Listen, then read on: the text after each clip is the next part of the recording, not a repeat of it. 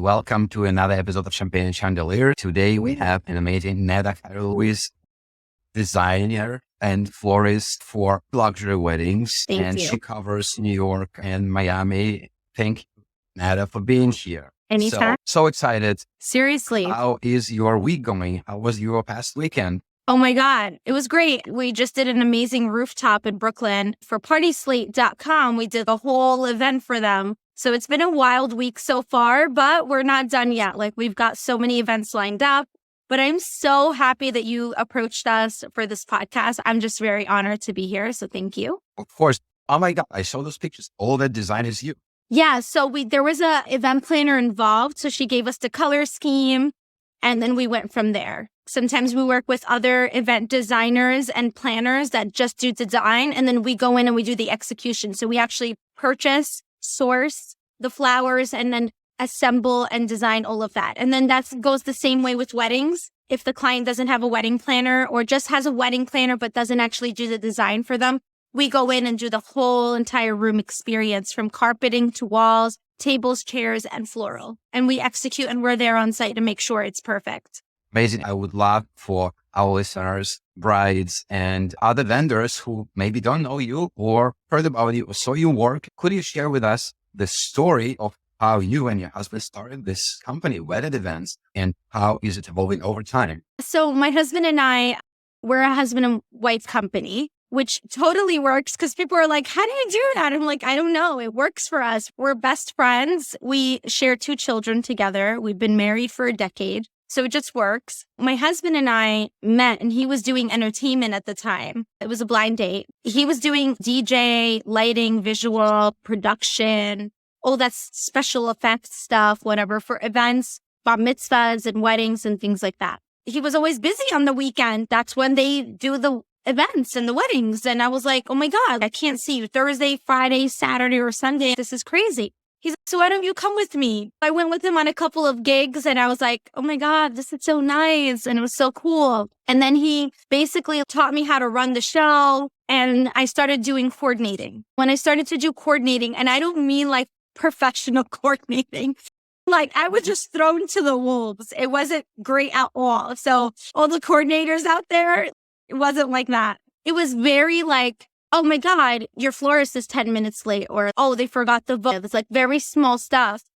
And then it moved on to a client that said, hey, we don't have coordinators in our community that we know of, but we know you and you're great. So can we hire you? So I'm like, hire me for what? Do you want me to just show up the day of? They're like, we want you to plan it. And I'm like, plan what? And they're like, we need you to plan our wedding. I was like, oh, I'll do it. I was just like so happy that someone even thought I could do it. I was like, oh my God, this is great. I was like, and I asked, I was like, are you sure? They're like, yeah. They're like, listen, we have a year. Let's see how it goes. So I hired florists and photography, videography. I obviously hired my fiance at that point to do the entertainment, which is my husband now. And the event was amazing, just amazing. And I was like, oh my God, it was like a drug. And then I got addicted. I got addicted to making people happy. It's like a double-edged sword, because like you're doing it for yourself, which is a little selfish, but then you're also doing it for the client. You're just like, it's like this high. I need to make these people happy. And it became very addictive for me. I just wanted to make people very happy. And a little bit of it is that I felt really accepted, where someone was like actually thanking me for something that I was doing for them. So now I'm working harder because I want more of those thank yous. I want more of those reviews and more of those repeated clientele. So the clients would recommend their family and friends. It was just repeat clients. And then it suddenly just snowballed into this whole thing. So now, first of all, I can be a full-blown production manager. So I don't even have to be the florist on staff. But if I was, then great. But I can do full production. But I haven't done it for anyone else. I literally produce our own events and I manage them. I just really like bossing people around. You go here, you go there. Don't come here. Come at 9, come at 10. You come at 12. Don't miss the 12:30 window because the elevator will be turned off. You won't be able to load upstairs. I like that stuff. I like the logistics.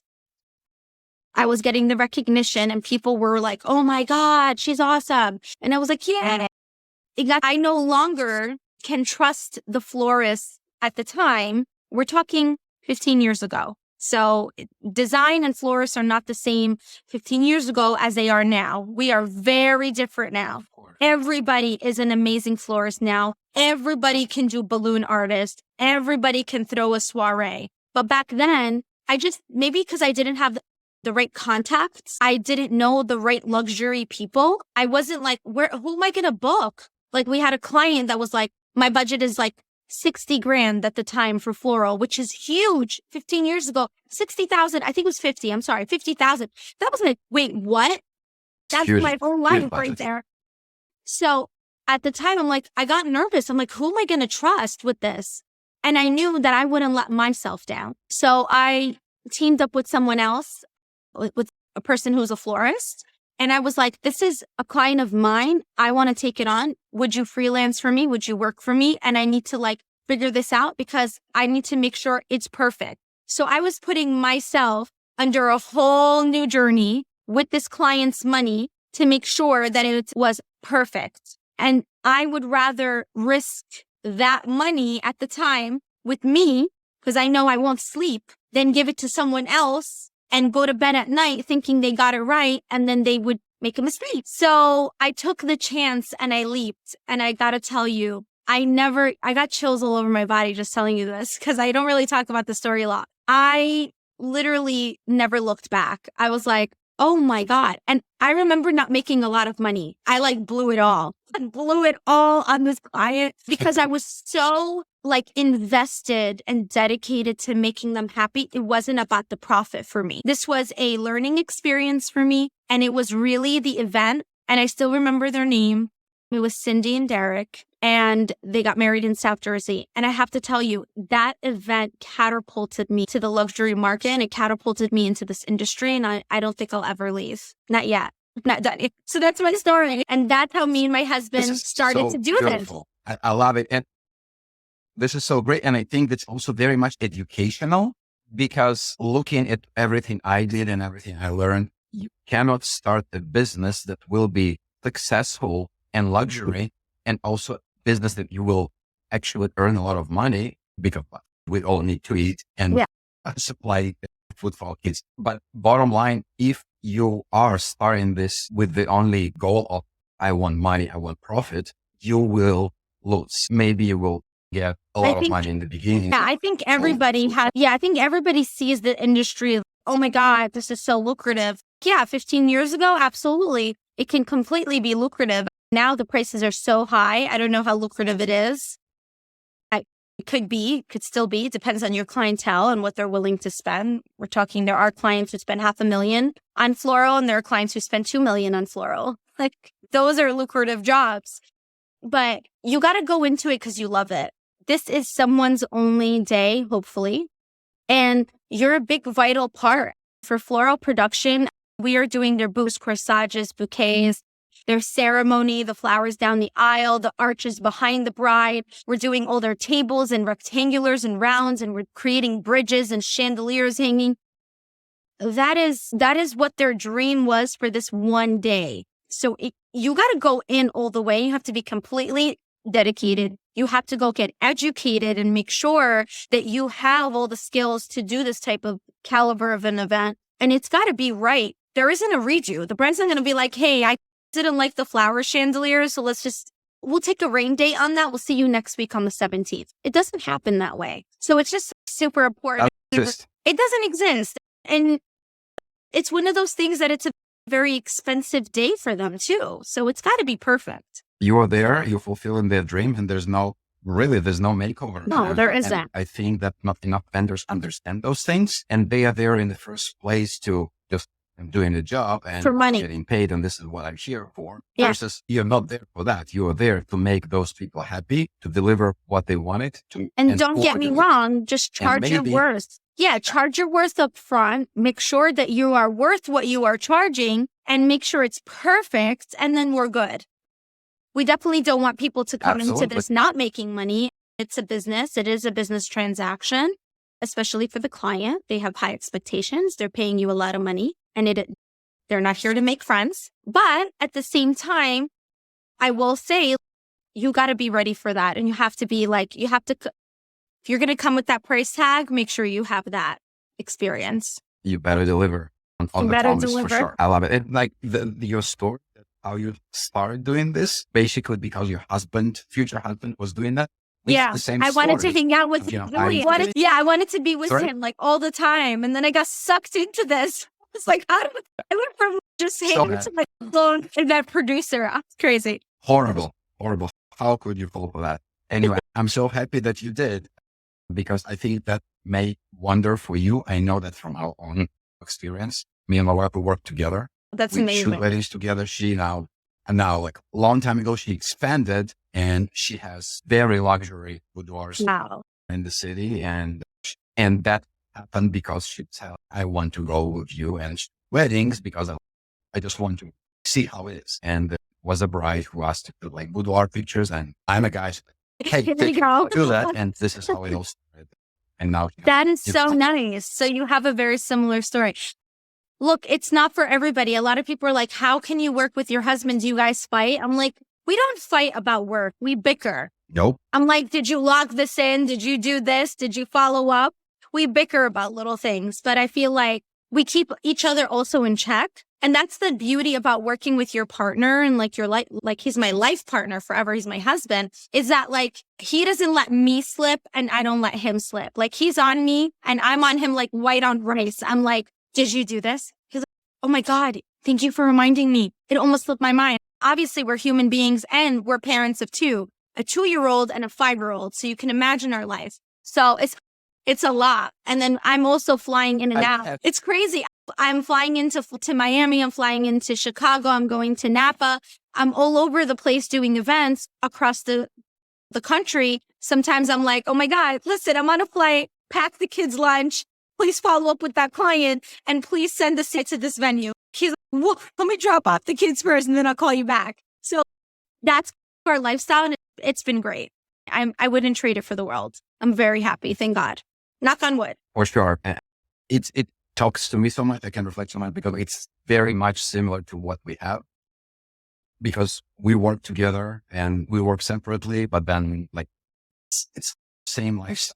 And I wish this to everyone, right? Yeah. Because people, and this is always off the sidebar, but people always complain, oh, like my wife this and my husband is that, and I'm going to work to rest. Yeah, and it's to rest horrible from her. that people need to go to the office to take a break from the family life. This is horrible. Yeah. This is not life. And we are so lucky to have something amazing going on. Yeah. Thank God. And no, it's like we rushed. sure. We finished work faster just to rush back home to the kids because we missed them. Me and my husband we're animals. We like work to the bone. Yesterday, the day before, my husband did 27 hours straight with 2 hours of sleep. I don't even know how he did that. Yeah. Well, yeah. Like we're we're savages. We will work. So sometimes when it's gotten too much, we're like, okay, one of us has to go to the kids and show face and be like, hey, we're your parents. We exist. We love you. But yeah, listen, this industry is very demanding. It is beautiful. It can be lucrative if you do it right. But it could be also very fulfilling. And that's really why I do it. It's not about the money for me. It's really fulfilling for me. I got a beautiful text message last night from a bride, and she was like, the best thing I ever did was have you part of my day. And I just did the flowers, dude. Like, I didn't do anything.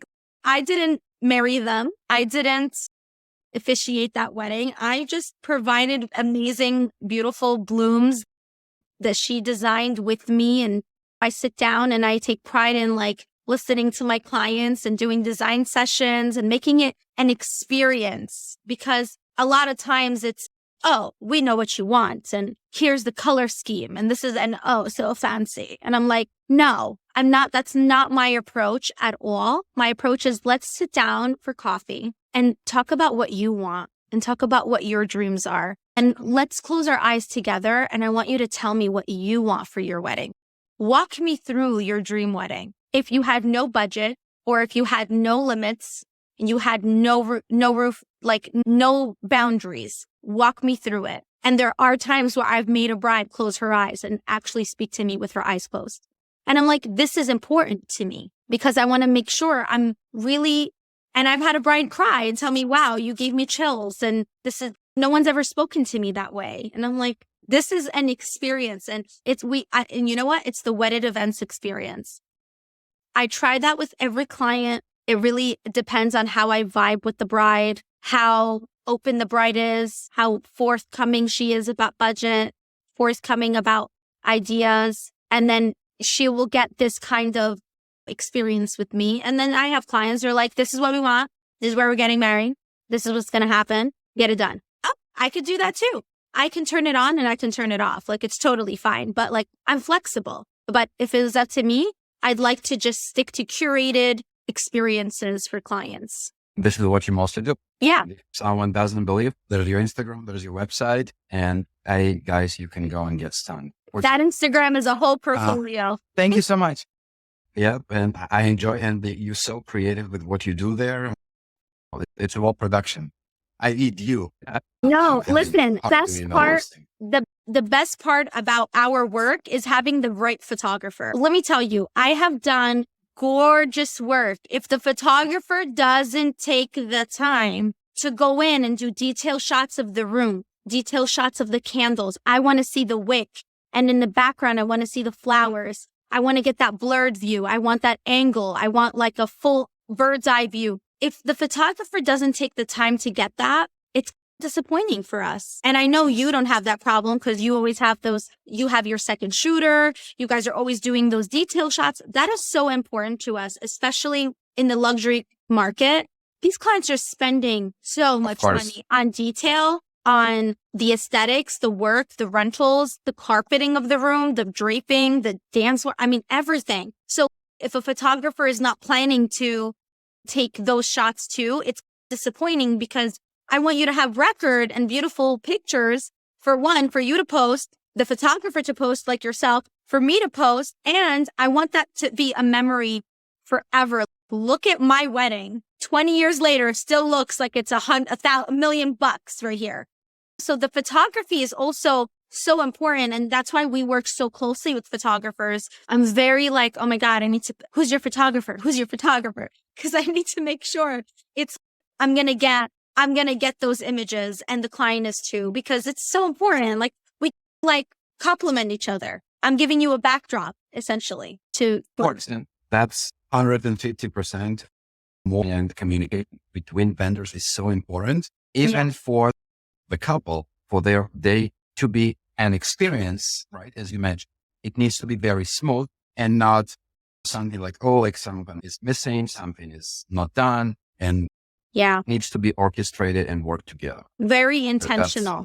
That's so important. Definitely has to be intentional for sure. This is why we take it time before every wedding to get in touch with all the vendors that actually are there on the floor and communicate and understand what they're doing, how can we help, and how we can improve their whole experience. Because in the end, it's all the team. It's a creative team that create experience for our clients. So if we in chime with one with another, couple will have better experience. You will have better experience. I will have better experience.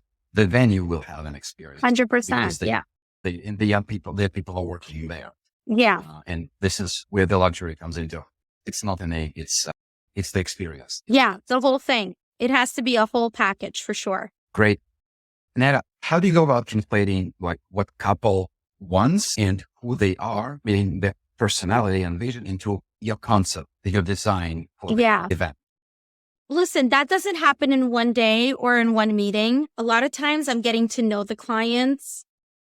So like, for example, I can have a client that's completely plain Jane.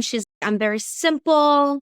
I'm not a big flower person. I want flowers, but I'm not going to be like the giant pieces and the flowers from the ceiling.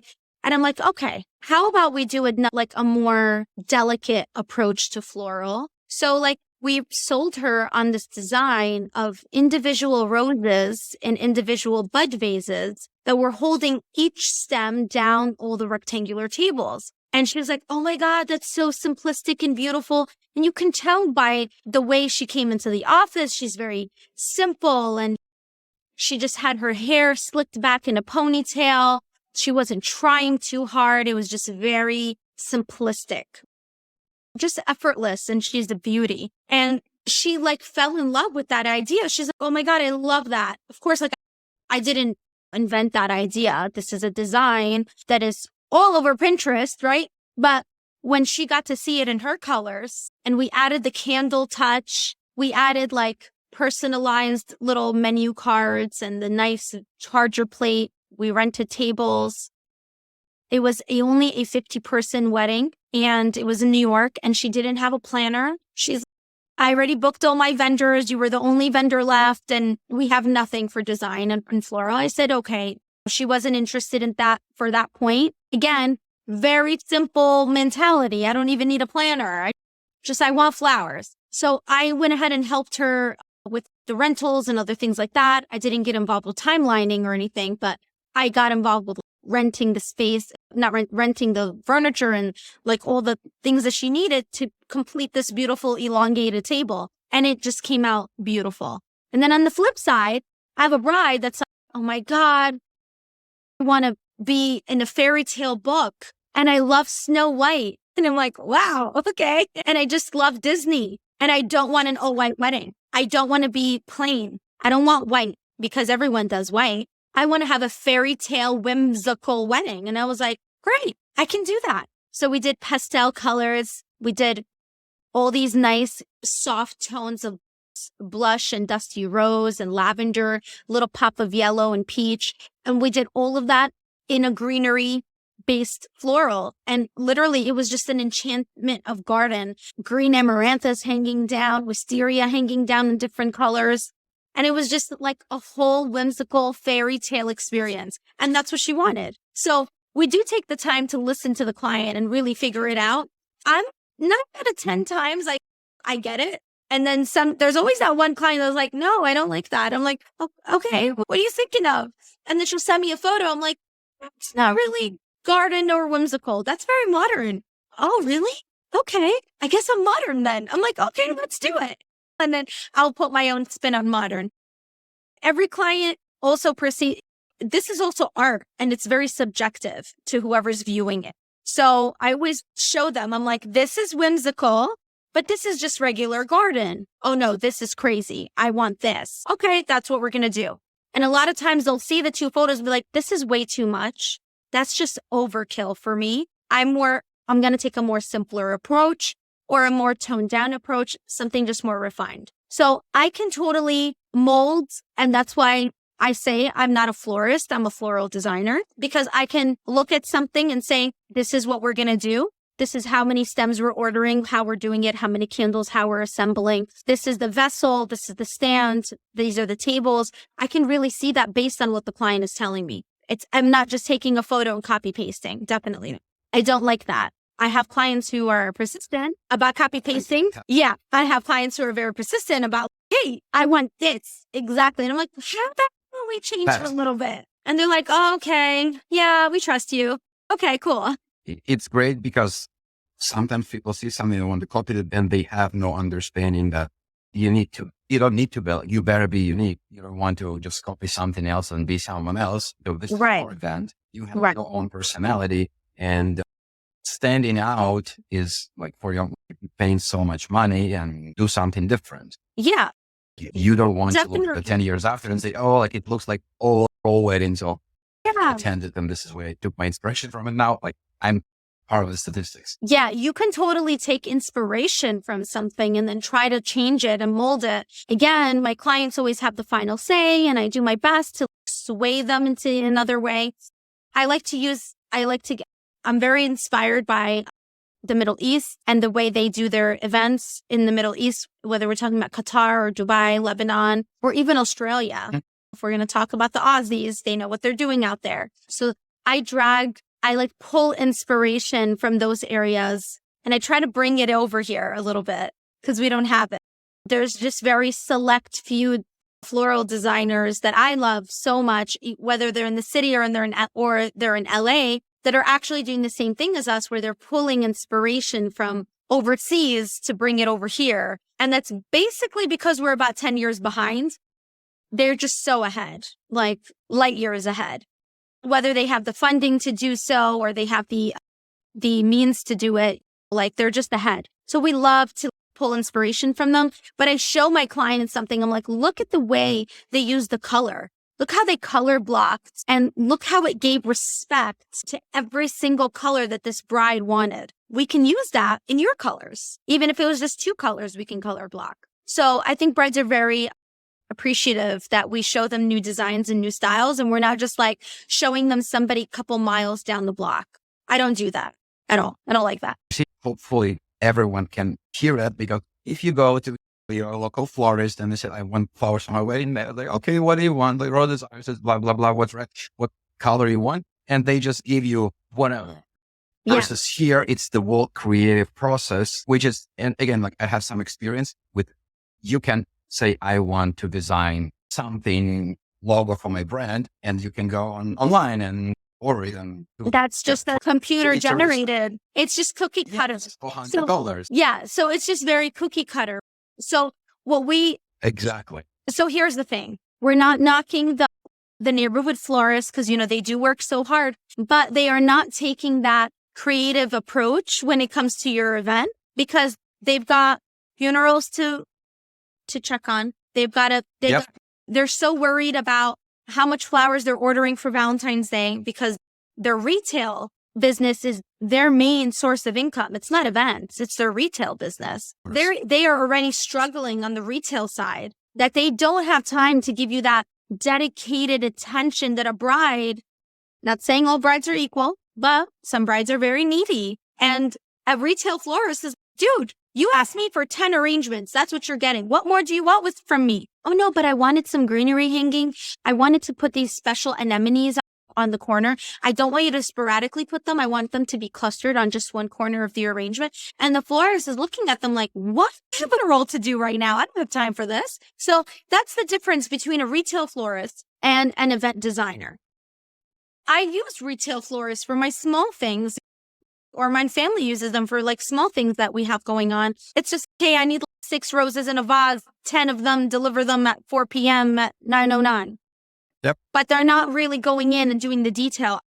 I remember in the beginning, I was telling you I was booking florists. That's who I was booking. Yes. Neighborhood florists. Of course. And they would miss the craziest things. Like I would say, I have 10 arrangements, deliver. They're like, great. I show up. I'm like, where's the candles? They're like, what candles? I'm like, the candles? They're like, you didn't order candles. I'm like, I have to order them? It's a wedding. Of course we need candles. They're like, yeah, but you got to tell us that. I'm like, what? Like, my clients don't have to tell me that. That is standard all across the board. Candles in the bathroom, candles in the cocktail, candles on your table, candle on the bride's table, candles underneath the bride's table, above the bride's table, by the band. I put it everywhere, on the bars. That is standard procedure for me. But with them, I had to order 3 measly candles that were 50 cents each. I had to I had to actually say it. And she's like, sorry, you snooze, you lose. I had to go out to the dollar store, again, 15 years ago, and buy candles, 3 for $1 at the time. Do that for my client, because I'm like, what? And that was also the driving force as to why I needed to do that first wedding by myself. I was like, no, crazy candles. So yeah, that's the difference. It's the whole experience. And unfortunately, that stuff still happens today. There are florists who do come out and they're not putting their 100%.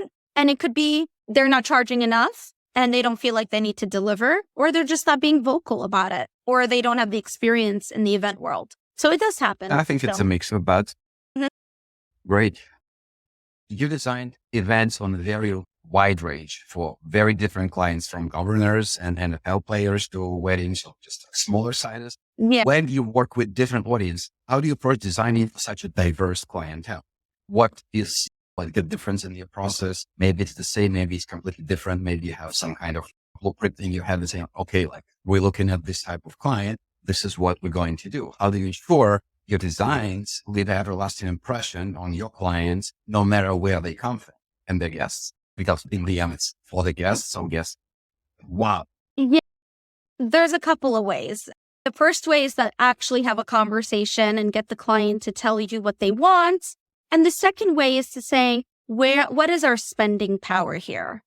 What are we looking at? So that I can go back to the drawing board and be like, because of the budget, this is what we can do. We can really do this Other clients will give me a starting point. I can give them like, this is what I could do with this. And then this is what I could do with that. And it usually works out for them. Clients like that approach. Some clients don't because they're like, oh, I don't want to tell her because then she's going to blow it all. And I'm like, there has to be a trust too. And I think when they meet me, they're like, oh, we can trust her. We can tell her. Again, like, we're not about just blowing your money in the wrong places because then you'll never recommend anybody to me. And our business is like really 80% return clientele. And then the rest of it is social media. But we're really big on getting your wedding and then your sister's wedding and then your brother's wedding and then your cousin's wedding. And then maybe your cousin knows a celebrity client that is going to be referred back to us. So that's really why we're doing it.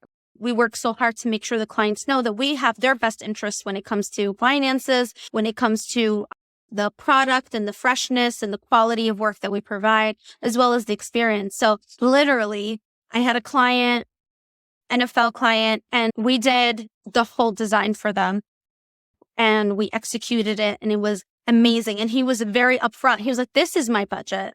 I don't want to spend less. I don't want to spend more. Let me know. I said, this is what I can do. And within the process, because we were together for a year, these clients book me a year and a half out, 2 years out, sometimes 6 months out, whatever. His fiance started to see more of my work on social media. And she's like, oh, but I want that. And I'm like, but we didn't agree to that. And she's like, okay, I want to add it. So at that point, I left the ball in their court. I said, this is what the itemized addition would be. Do you want to add it? And they were like, yes. So that budget ended up increasing a little bit. I definitely make sure the client is comfortable about increasing the budget. I also design based on what the overall vibe they want at the wedding. So we have a client now who their vibe is very clubby. They don't want it to be like, ooh, la, and romance. They want it to be raw, fun.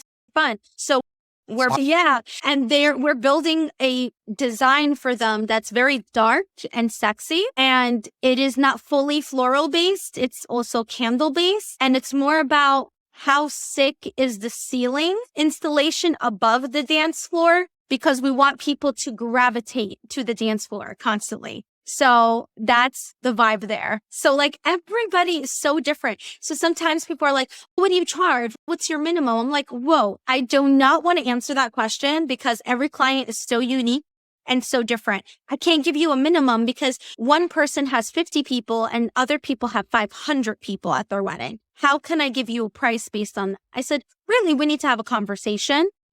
We're also not the most cheapest person on the planet. We're up there, but it's not that.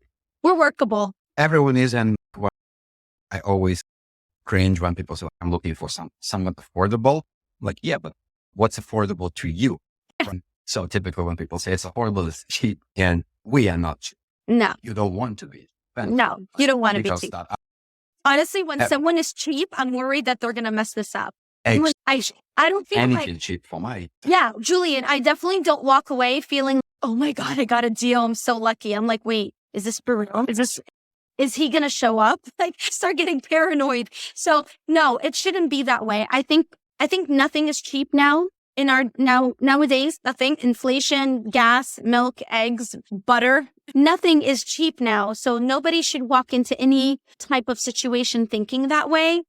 I know, listen, I'm all about having a budget and being cautious, but not to the point where you could jeopardize your event. It's very important. I can get a photographer for $200 an hour. I can, but that's not what I want. You can, for sure. That's not what I want at all.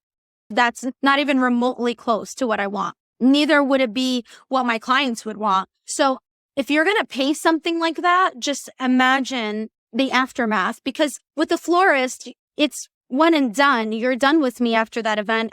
Although I would like clients to follow up and say, hey, how you been? We miss you. But with the photographer, it doesn't end yet. There's editing, there's proofing, there's sending emails, there's albums, there's finalization.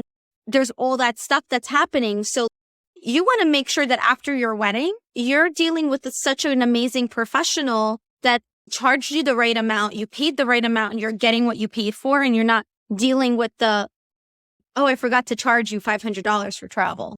Just one of many things that happens in this industry. So true. Nada, what advice would you give couples who are just like engaged, got the venue, and now they're planning? Now, what do they need to think about when they thinking about their wedding decor, floral design, everything that is in your wheelhouse? Like how do they should start, approach, and what would you tell them they need to start? So first, I would definitely set your expectations and work with a planner that just gives it to you raw. There's no need to beat around the bush. Just tell me, can we do this? Can we afford this place? Do we have enough time for our vendors to load in and load out? Do we have enough time to hang flowers from the ceiling? Because I get that a lot. Oh, we're getting married at the place, but you only have 3 hours to do a whole wedding. I'm like, yeah, no, I'm not doing that. Like all these things, I think it's just very important to have a plan. And once you booked your venue, if you're booking it on your own or with a planner, you need to start tracking down your vendors. I have brides. We just had a bride that did that. She booked at the Plaza Hotel, but she didn't book the Plaza until she called me to make sure I was available. I was like, wow, I'm so flattered. I'm like, I am available. Go for it. Sign that contract. Yeah, that was amazing. I was like, wow. I was like, you are so sweet. And I'm in love with this bride, by the way. Obsessed with her. She's so sweet. But like this bride was like, no, hold on. Before I book anybody or anything, I'm calling my vendors. And she did that. She called her DJ, her photo, her video, and me that she was looking at on social media and heard about us through a friend of a friend. And she was like, I need to make sure before I lock in this date, are you guys all available? And we all responded yes. And she went for it. And we got booked essentially that week as well. I think going into it, having a plan is really smart. If you're the type that are like, I'm too busy, I'm a medical professional, I'm a lawyer, I'm an engineer, an architect, whatever it is that you're doing in your life, you're like, This is our target audience, right? If you like think straight and you're like, my brain is going to explode if I add one more thing into that to-do list, hire a planner, hire a professional planner that works well with the vendors that you love. So you would call a planner and be like, hey, I want to book you as a planner, a wedding planner. Do you work with Wedded Events and Julian Rubnick? Because those are the two vendors we must have. He's my photographer and she's my floral designer. So what can we do? And she says, yes, you book her, you book us, you lock that date, and they handle the booking. They handle the venue. They handle logistics. They handle payment. They handle everything for you. And that planner is now assuming all responsibility for your event while you're going out and building the next skyscraper, whatever. So that's really my professional advice is to book a really good wedding planner that works well with your vendors, not just her vendors, everybody. And that way you have that flexibility. And we talked about this, Julian, that planners have like their own vendors and then some planners work with all vendors. And that's so important. I work with every planner, right? On the face of the planet, literally. Of course. So planners should be able to work with us too and not just be like only on one side of the game, should be what the client wants. And honestly, most clients are they're so savvy because of social media that they're like, these are my vendors and we need you to go book that. And that's great. And then I do understand though, because of what happens in this industry and clients don't know any better sometimes, that planners have to protect the client too. I'm on both. I have one leg on this side of the fence, one leg on this side of the fence. I understand that planners need to protect their client too and make sure that they're booking only professional vendors who are insured, who know what they're doing, who have experience, and who have worked in those venues or in that luxury market. So I get it both sides, but I want the clients, definitely my advice, do your research, find vendors, and then start booking a planner, find one. Or ask us, like you can even call a photographer that you love and be like, hey, by the way, I really love your work. I didn't book anything yet, but do you have a planner in mind? Sometimes we drive that business over.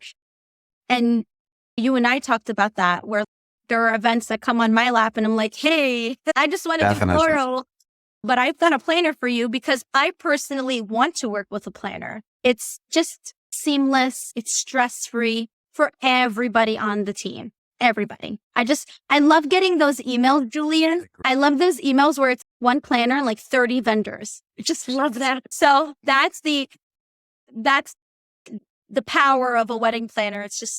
It's amazing. It's a great experience too. It's beyond important. And we always educate our clients that you need a planner. And if you don't have the planner, you will experience A, B, C, D. And in the end, people really want to manage themselves, especially someone, like type A, OCD, but in the end, it's so much stress and something always goes. Yeah. You don't need that. And if you invest in all of that in such a big experience, right? You have, I don't know, Gustavito, you have Plaza, you have, I don't know, New York Public Library. You need a plan. You really need a planner. Even on a way smaller scale, you need a planner because otherwise you are working on your wedding day. On your own wedding. Stress. Where you should be worried. Yeah, you should be worried about when is my hairstylist showing up? It's really important for brides to really use that day to really decompress and enjoy and live in the moment because you don't get it back. So hiring a planner and professionals and people that are just going to take care of you is really important for sure. That's beyond true. Nada, how does your team, and you have big team, right? Yeah. How do you guys communicate during the day? How do you pull out all those huge, amazing, luxurious events? Because I know for that it's very hard. You have so many moving pieces. How do you do this? How do you putting it together? Yeah. What's so remember dynamics? where I told you I sit down with the client or designer/planner and I do a design session with them. And then there I'm pulling inspirational photos, pulling photos off of Google to show different color palettes and things like that. That all goes into our portal. And then I go in and I actually do the formulation. So baking a cake, you need 3 eggs and you need some sugar and flour. You need to know those measurements. I'm the one that's 10 roses of this color, 6 roses of that color, 7 roses of this variety. And this is a hybrid and this is that. And then I take that and I put it through an order and we get all our flowers flown in from Ecuador and from Medellin, Colombia. They have the best hydrangeas there. Occasionally we have some stuff that comes in from Holland, but most of the flowers is from Ecuador. And that stuff comes in and it gets managed by our production team. They clean these flowers. They care for the flowers. They prep them.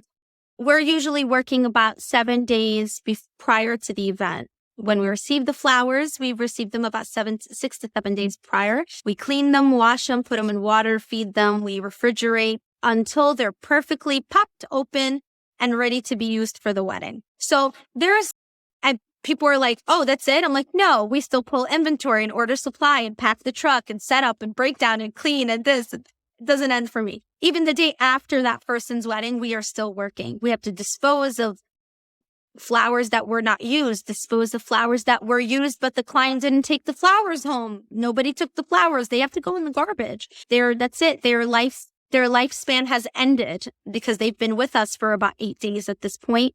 If they were put in water, they could probably live another 5 to 7 days. But at that point, we're on to the next client. I can't keep these flowers around for long, so they got to go bye-bye. And we receive the new order, different colors, different everything for every single client is very different. So that's really our process. We communicate through Google Spaces.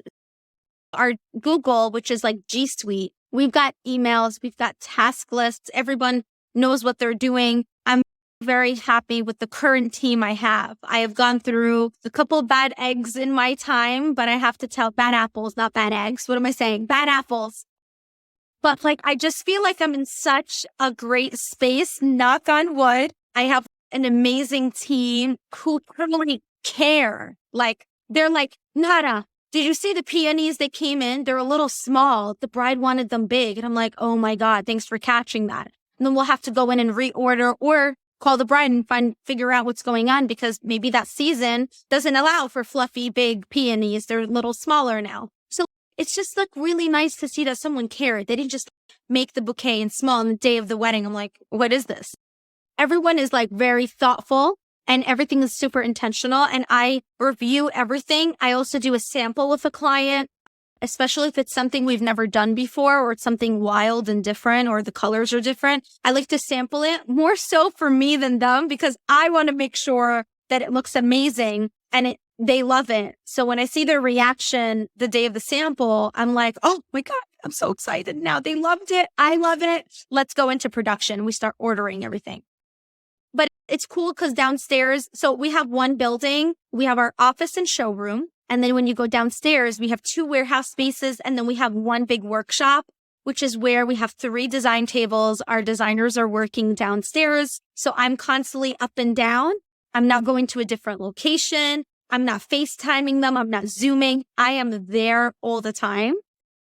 And I have to say that I take about a couple of events a month that are extremely close and dear to my heart, where they get 1,000% of my attention. Like, these are larger events. They're not rehearsal dinners or anything like that. They're big productions. And those I like live at the office. Like, the joke is that they're going to buy me a bunk bed and they're just going to put it downstairs. And I'm just going to have a monitor to see my kids. Oh, hey kids, how are you? I'm mommy's still here. And we have also a 24-foot refrigeration downstairs. So all your flowers, once they're arranged, they get put into the refrigerator. And then in the morning, they get transported into our refrigerated truck. So everything's temperature controlled. And then we deliver and we design. So it's just, we have a great flow. We're really happy with their flow. Honestly, it took us a while to get here because it's all trial and Years, error. probably. Yeah, it's experience. And honestly, we're very happy. It's so interesting to listen to this and hear, because I don't think most people understand what goes into this. Yeah. Oh, or flowers and all of that. Yeah, we just bring them because Magically. they are pieces and we just put them there. And it's, guys, it's Listen. nothing like this. I don't know but we partnered with Preston Bailey on a couple of events. When I get Preston Bailey's phone number, his name I've on my seen phone, that. Yes. I answer. I'm like, hello? Oh yeah, I'm fine. Here, whatever you need. He is amazing. I've learned so much from him. He's also such a humble, amazing, he's just awesome. He's just so humble, down to earth, really. And I've learned a lot. More so on the business professional side, he's really like a pioneer. And there was an event we did with him. The arrangements were so large that even with a 26-foot truck, we can only fit 5 at a time. Yeah. When usually What? you can fit 20. Insane. 20 normal sized, normal people centerpieces, you can fit 20, 30. I could only put 5 at a time. That's how massive they were. We had to build extra different sized carts to accommodate the size and vastness of this array of 4 guys had to carry it, right? So like Probably the way bigger than you, so don't even try. Listen, I don't carry anything. I just want to tell you, I am not doing manual intense labor. I'm there with the cell phone going, look at this arrangement, guys. I'm the cameraman for all of social media so they could see the madness that we just had to do. And every event is so different and like just something like that, like logistical. Oh my God, we need a bigger truck. Mind you, it's a 26-foot tractor trailer, but now we need 2 of them. But my point is that every event is so different, and every event we have new challenges, and our team has always on every event figured it out days and days in advance, because you have to be prepared for something like that, especially Preston Bailey. Like he's go big or go home. Like he doesn't play games with that. Like he's amazing. Love him. But yeah. Hopefully he hears that. And I know. yeah, we'll send it to him. He's in the Maldives. To hear that. Yeah, no, Preston's busy, Julian. He's at the Maldives. I'm sure. Probably Typically busy if they're great.